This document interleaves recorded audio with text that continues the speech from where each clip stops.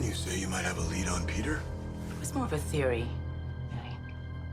You know, evidence is inconclusive, but it's the best line we've got right now.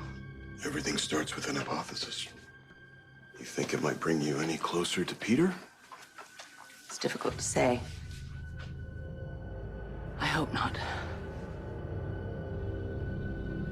Confused. You went to New York to find Peter. You were hell-bent on finding Peter, and now you're dragging your feet. What happened? Did Valentine get in your head? Oh, he's not in my head. No. Well, it's not without guilt, right? I mean, you did more than anyone to shape Peter into the man he became. And he does regret his actions when Peter was a baby. He's as motivated as I am to make amends, protect the people we love. So if he's all in, what has you dragging your feet? You said you would do whatever it took to bring him to justice. Well, I meant that. But when I said those things, I couldn't know where the hunt would lead me or what it might cost when I got there. We located Peter's helicopter pilot in New York. We hoped that they would lead us to Peter or the baby or both. And? I mean, any news on the baby, at least? Not Peter. Well, I figured you didn't have any news on Peter because you said you didn't want to find him. Right.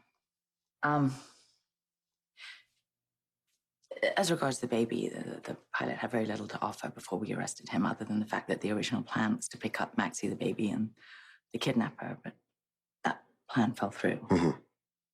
I was told the police have cell phone records suggesting that the fake nurse met with somebody in the woods.